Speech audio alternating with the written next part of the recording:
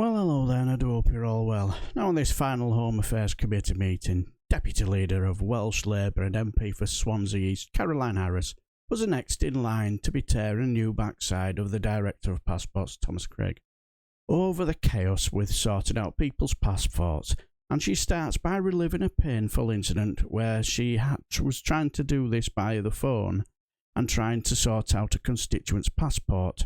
Then Carolyn Harris asked the Don, yes, the one that made Tory boy Andrew Pearce look like a first-class bell tap on Good Morning Britain. Yes, the man himself, Simon Calder, to please help us. I'm going to come to Carolyn Harris now. Thank you, Chair. Mr Greig, I'm really interested that you say that the MP hotline is run by the Home Office, because I'm one of those old-fashioned employers, and I was giving my staff a lunch break, and I took over the call. It was the most painful, excruciating call I've ever had in my life, when I spent personally 20 minutes after waiting on the line for an hour and a half, trying to get who you now tell me is a Home Office employee to tell me basic information about a completely normal case. Whole family get the passport except for one child. I have never experienced anything so painful. They could not put me through to a team leader. They could not put me through to a manager. They could not give me a telephone number of anyone else I could call. They could not even give me a current, up-to-date assessment of where that case was. Now, I was quite prepared to lay that blame at Teleperformance's door, but obviously this is your responsibility. As an MP, I expect much more service from the Home Office. What's your explanation for that, Mr Greig? Clearly she's not trying to have a sensible conversation with Lawrence Fox then. That's probably the most painful conversation I would probably try to have. So I'm really sorry to hear that. As I say, we've put passport-trained people who should have access to all the appropriate systems onto the passport helpline and in the Portcullis House. Some of you will have met them. And we've encouraged them to work in a resolution-focused way, so to try and resolve cases for people. I'm very happy to look into that individual circumstance. I would say I appreciate the issues of people getting through to those lines, but we've also had, from both the Portcullis House surgeries and the helpline, some very positive feedback about what's happened once people have got through. So I would hope that's not the way that we're dealing with things. As I say, those members of staff handling those calls are experienced. Passport staff should be able to access all the systems and should be able to resolve cases. So I'm very happy to look into that individual circumstance. Well, it's not an individual one, Mr Greig, because what you're saying about the satisfaction rate with the PCH and the MP hotline, I have had conversations about the same cases with both, all Home Office staff. I've been told one thing by one, another thing by another. Nothing still has transpired. In fact, I'm embarrassed to say I ended up calling the Minister, who did happen to fast-track quite an important one. I've had absolutely zero satisfaction from either, if I'm honest. But obviously, if I was to give you a list, I could probably keep your office busy just on the list with my office. You're very welcome to, and I'm really sorry if that is the case. As I say, what we've endeavoured to do is to put experienced members of staff who understand passport systems and understand passports in both of those locations. It may be that there are issues with our internal arrangements, which mean it's difficult for them to get resolution. But I've spoken to those teams and people managing them, and they certainly are people who are experienced and who are very clearly focused on resolving cases. So if that's not the experience people are having, then we need to see what we can do to fix that. But that's certainly the intent of the people on those lines and the intent of the operation, and they want to do that as well. So if there are problems, we'll see what we can do to resolve them. Thank you. So can I take you to Teleperformance now, and can I ask you two simple questions? How much training are Teleperformance having on dealing with the issue, and how much access to real-time data are they actually able to access to give to phone calls? So I think their basic training is about 8 days. So I think they have 8 days training for the basic. So they, just to say, Teleperformance operate in two ways. They have what they call main call floor, and those are the first set of people that people get through to, and then they have ICH, which is called integrated call handling, which is the second set of people or the kind of escalation level. Now, the people in that integrated call handling group are are people who have access to all of our systems and can respond to queries about the application. The main call for staff do not have access to all of our systems. What they have access to is an extract from our systems which tells them some very basic information about where cases are in the queue. Now, what we're trying to move to the teleperformance is a model where everyone on their contract has access to ICH, because what we find is that in the situation we're in now, the majority of inquiries that people are making are ones that require an ICH response. So some, the answer to your question is basically some do and some don't, depending on what level of inquiry we do. So no people phoning teleperformance are not guaranteed to be able to get up-to-date current information about the status of their application? So they are able to get up-to-date current information about the status of their application via either the automated service or via the main call for. What they can't do is go into a level of detail behind that. What they can't do is get through to someone who can tell them what's likely to happen next, or who can resolve a query for them. Those queries have to be passed. So what's the point of having them then? What's the point of making the phone call? Well, because we see that there are calls and less than normal at the moment, where people are just calling to check on the progress. Where is my application in the process, and a main call for agent and the automated Twilio tool can tell them that.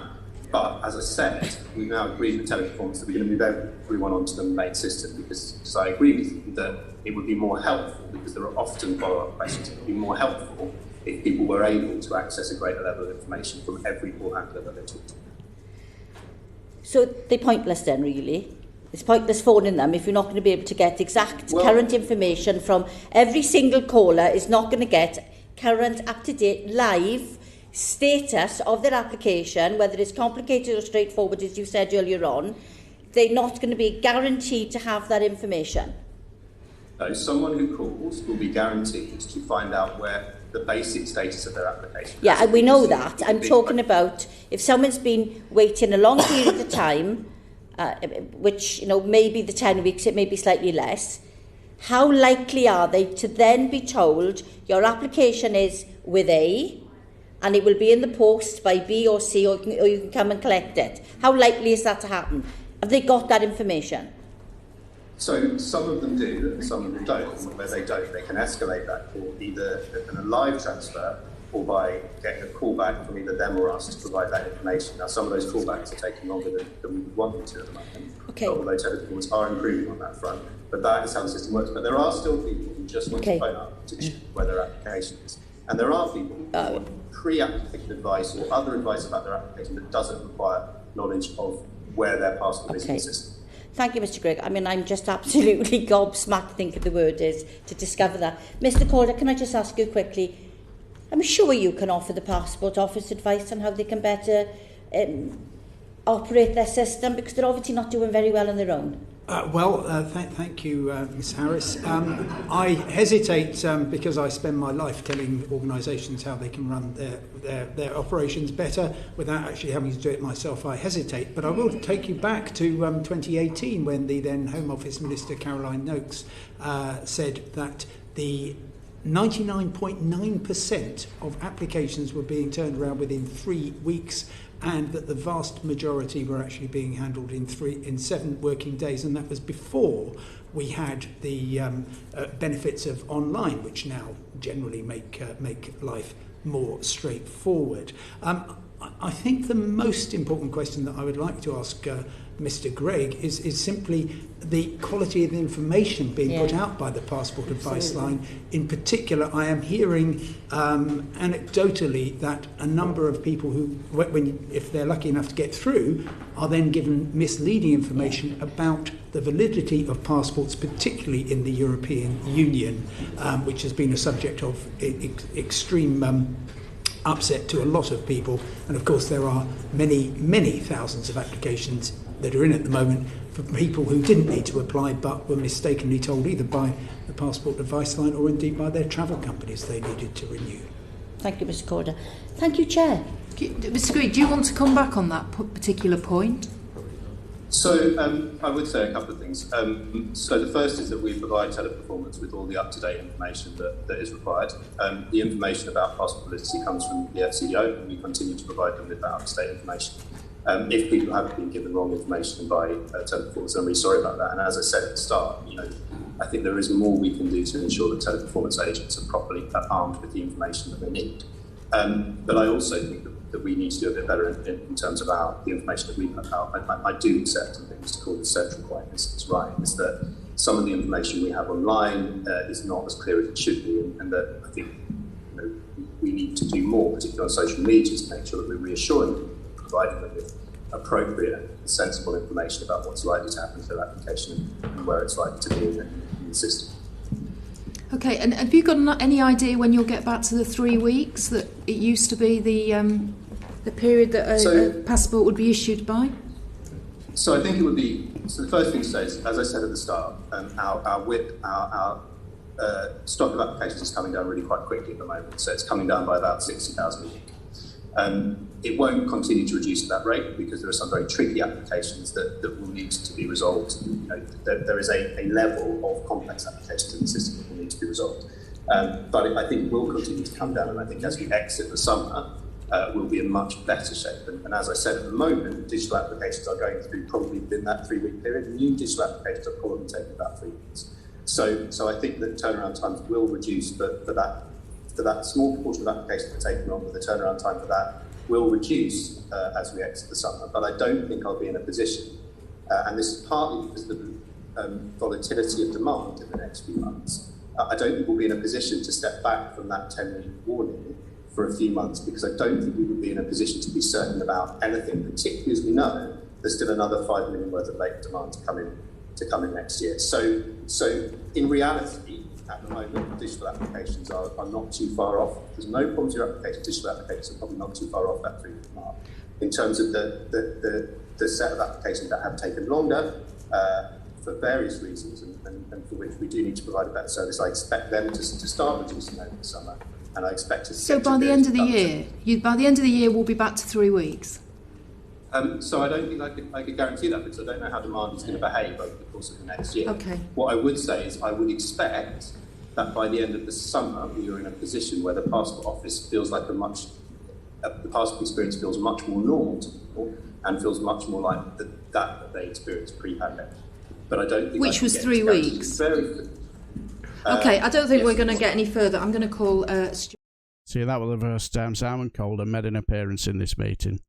See, the guy, Thomas Greig, he was just getting constant pelters from everybody and anybody from all sides. And it just looks like it's absolute chaos there. And the pearls of wisdom from Simon Calder was just very few and far between.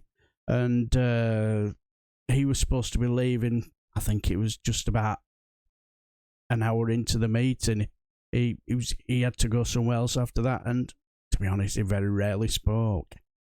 But I do hope he enjoyed these couple of videos, because I just showed, and I've got my dog going absolutely berserk in the background, so if you can hear my dog acting like a complete bell tap and he's acting as mad as a box of frogs, I do apologise. But anyway, before hell breaks loose in my household, I shall bid you farewell.